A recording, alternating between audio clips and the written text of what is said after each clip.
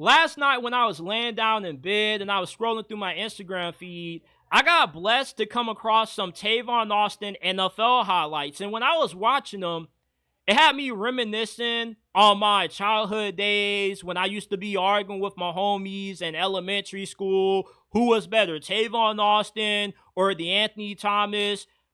And if you don't remember or know who Tavon Austin is, he was one of the most dynamic players in college football during the 2010s. He was a two-time All-American in college, and he had a game when West Virginia went up against Oklahoma, and he had over 500 all-purpose yards. Think Christian McCaffrey, but instead of playing running back, he played receiver. That was Tavon Austin, essentially.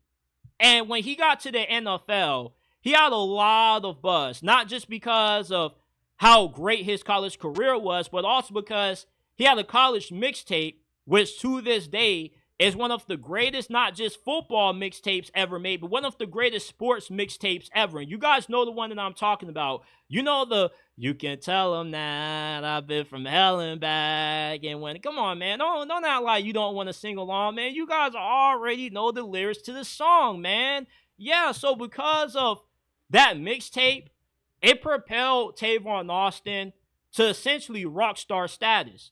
And when he got drafted 8th overall by the Rams in 2013, when they were still in St. Louis at the time, he had a lot of buzz.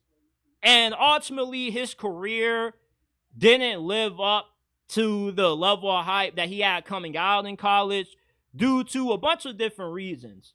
And I don't really think it was because he wasn't a good player. I more so think that Tavon Austin didn't work out in the NFL because he entered the league at the wrong time. At the time Tavon Austin came into the NFL, they never saw a player like him before. So they didn't really know the best way to utilize his skill set. Because a guy like Tavon Austin that was 5'8", 180 pounds coming out, he was regulated as being a slot receiver. And he wasn't a great route runner. He wasn't good at beating press coverage. So he had to be in the offense that could scheme him open. And if he would have gotten drafted within the last 3 years with guys like Mike McDaniel and Kyle Shanahan being around, if he would have went to one of those dudes, he would have had a much better career than what he had, which his career was pretty good. You know, he didn't live up to the high expectations, but he played 9 years in the league, which is really good. So if you can play that long in the league, I can't call you a bust. But considering just how electric he was at West Virginia, it definitely was a huge letdown. And what held back Tavon Austin in the NFL was that he was viewed more as a gadget player. Nobody really tried to take the time to build a true offense around him. Because a guy like Tavon Austin, who you have to manufacture touches, who you have to scheme open, you have to get him out in space, you got to have a really creative offensive coordinator. And unfortunately, he didn't really have that when he got drafted by Jeff Fisher, who was more so a defensive guy. And he did have a little bit of success. His second and third season, the Rams got a lot better at finding ways to get him the ball, but not really up to a high enough level to where he really ended up becoming a Pro Bowler or all-pro level player, which is what the expectation was for him when he got drafted in the top 10. And when Sean McVay took over for Jeff Fisher after he got fired, you would have thought that he would have been able to find a way to utilize Tavon Austin in a way that could finally take his career to the next level. And all that happened is that Sean McVay pretty much ghosted him because he didn't even know how to use Tavon Austin. And with the league at the time not really seeing a bunch of players like him until the Tyreek Hills of the world came around, it just was a huge disservice to him because the NFL is just too small-minded to figure out a way to really maximize all of his abilities. And as I said earlier, I don't think that he's a bust. If you play 9 years in the league, you're a good player.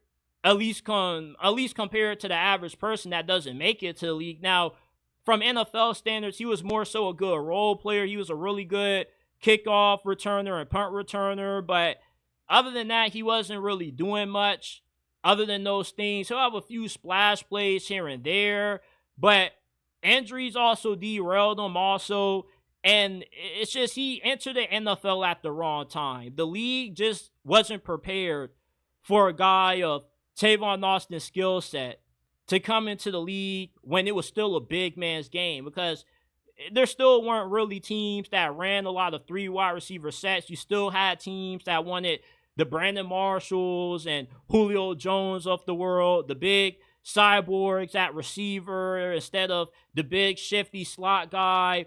Now, 10 years later, with the NFL running majority 3 wide receiver sets a good amount of the time, Tavon Austin would have been better suited to thrive in this new era of the NFL than what he was when he got drafted.